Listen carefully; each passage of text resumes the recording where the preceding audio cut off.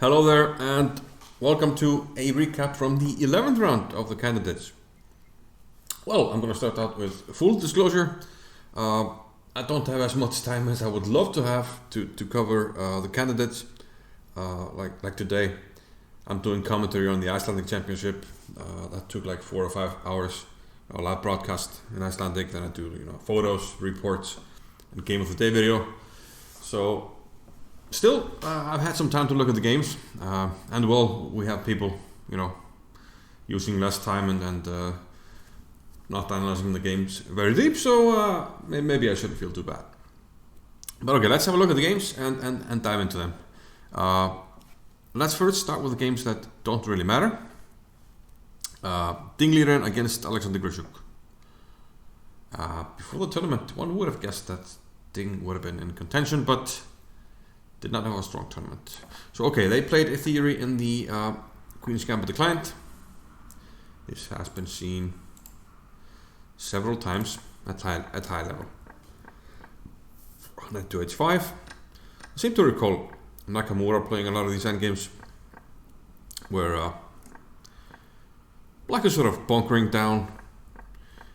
The fight revolves around the a file. So like I said, we're not going to spend too much time here. Black is trying to hold the position together. He has the a file, but White has a nice space advantage, on the board. And Ding starts to neutralize the a file, eventually getting his rook to the a file, neutralizing the tripled rooks. So here we go. Knight d3, pushes the knight away. And now finally rook a2. And eventually we have trades. The rooks are off. And then it seems like Grishuk basically self-destructed. He's definitely a little bit worse and has to suffer. But look at what happens. The knight is coming to d4. This is very annoying. From d4 we're pressing c6. The queen has to be passive. Of course to a6. And it's difficult. But look at this, f6, e5. I mean, trying to get some play, I don't know. And then Grishuk just resigns after queen c3. I don't know if he flagged, I think he resigned, but he's just completely lost. Don't know what's going on. I mean, Black can't even get any counterplay. I mean, even if you get this, we're playing this, takes. Strange game, and a rather easy win for Ding. For Dingliren, seemingly. Then we have Vasyl Lagrave against Kirill Aleksenko. Forgot to mention, of course, that we'll get to it when we look at Nepo and Kiry's game. But Maxim, he played against Kirill Aleksenko. Aleksenko is not in contention. Maxim probably needs to win all his games and hope for some luck. But we had the Caruana, and Maxim played the fantasy version, pawn to f3. So an interesting game, and this is what MVL can do. C3, bishop c4. According to my database, it's a novelty, but I did find one game in an online database which went bishop takes f3. So I guess we have a new position around here. So no theory to fall back on here for Aleksenko. White castles queenside, so White is very mobilized here. And Black decided to take on f3, but this straightens out White's pawns. g7 is hanging, and I think you can't castle, maybe bishop h6. Looks dodgy, but what happened? g6, knight c4. So White is just, enjoying a little bit of no advantage in terms of the bishop pair, but it seems Black could have done better here. He plays knight d7, and this blunders a pawn. And MVL doesn't miss many tactics. He took on f7, and now he's just up a pawn. Same colored bishops. We have trades, and this was surprisingly easy for MVL to convert. First, he took care of the queen side, played c4 and I think he played b3, right? Now, first he went for the trade. Bishop to f8, king c2, and then b3. And notice, and we've mentioned this many times, you know, Capablanca rule, you know, try to keep the pawns on the opposite color of your bishop. That way your opponent's pawns are targets. And that's more or less black's downfall. Well, that and being a pawn down. Now the white king jumps over to the other side, forcing weakening with h5, eventually e5 and king e4. And now the bishop is just going to come around, bishop g5, bishop e6, bishop h6, and black resigned. Bishop is coming here, attacking the pawn. And if you try to stop that, then the king gets in on d5. So white wins. White wins. Now, we all came here for the games by Anish Giri and Nepo. We're going to start with Anish Giri. He had the black pieces against Fabiano Caruana. Now, before the round, Giri was half a point behind Nepo. Fabiano, well, he, like MVL, he needed a lot of luck to have some chances. So it's basically between Giri and Nepomniachtchi. Given that Nepomniachtchi has the tiebreak, the head-to-head score, he's beating Giri. Giri is effectively 1 point behind Nepo, so he kind of has to try to win with the black pieces. And, well, that's tough against Fabiano. But if you have to try to win, play the Sicilian. Don't play e5 and like Fabiano did against Nepo, allowed him to, you know, play a dry drawing line and didn't really get any chances. But Giri goes for the Sicilian. a3, bishop to e7, bishop e3, and we get kind of a Scheveningen setup for black. And Caruana plays queen d3, which is a novelty as far as I am aware, according to my database. Bishop to d7, f4, and here black strikes in the center with e5. We have trade on c6, castles, e takes f4, bishop takes f4, pressure on d6, bishop to e6, queen g3, and knight d7.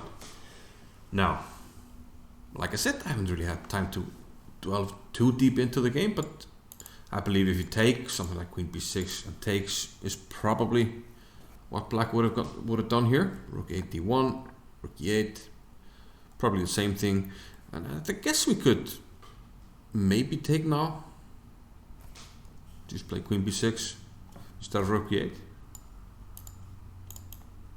Some complications. Like I said, I haven't had time to look at it, but I just want to, you know, give you my impressions of the game as far as I've seen it. And I believe some sources said that b4 was maybe a little bit of lashing out here by Caruana. And remember, Caruana kind of had to play for a win as well. Okay, we have knight e5, b5, rook c8, Caruana took, and rook takes c6. Knight d5, queen f8, protecting the bishop. And yeah, I guess if we start taking stuff, we're taking e5, c2 is hanging, c3 protecting the pawn, rook 8 c8, rook c1, knight g6. Obviously white wants to keep this bishop, so bishop to d2, queen e3, rook c5. I think around here, Giri is kind of starting to take over. I mean, he's you know, managed to consolidate his position. Things should be around equal. Both have pawn weaknesses. I mean, they're weak pawns here, isolated pawn here. Same thing for black. But now, after queen b3, bishop g5. And given that we have pawns on light squares, you know, there are a lot of black squared weaknesses. So I think black should be quite happy here. You know, he has a nice square for the knight here. Maybe on f4 as well if he needs to. I mean, these squares are vulnerable. So probably black is starting to, you know, feel quite happy about life here. And now he takes on d5, so now he has a good knight against a seemingly bad bishop. And in fact, after queen f2, rook c7, rook d4, queen e8. And now it's not easy to protect the bishop. If you play rook e1, I guess a double on the e-file and you're in trouble. So bishop f3, but this hangs the c4 pawn. True, we get a7, but now rook to a4 and we get the a3 pawn. And here it seems that black is taking over and maybe even winning. If white were to play queen c7, he has to make luft now. And maybe he has some chances to fight. The point is, and maybe this was missed, that if you take the pawn now, I can play rook takes f3. If rook takes, it's back rank. And if pawn takes, you cannot protect the rook, protect mate. You can with the rook, but then you can't protect this as well. So all these threats you can't meet and you lose. So after queen f2, black is up a pawn. And he has a very nice knight. And it's reasonably well known among strong players that, you know, a queen and a knight usually, and especially in such positions, work better than a queen and a bishop. So h4, queen to e5. It's still only a pawn, so black, you know, needs to do some work to bring home the bacon, but it happens surprisingly quickly. f5, no, not yet. Rook b1, rook a8 again, and here f5. The bishop retreated, and king f7, making way for the rook to h8.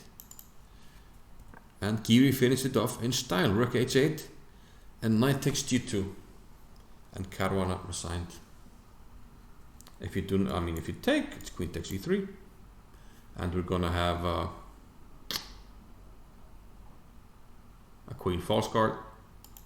We're gonna remove the defender of the queen. Or if you play this, then we sort of have two themes that we've covered on my channel, and I'll link to it. I hope I remember. One of them is the queen triangle, very important mating pattern, and the other is if you go here, we play this.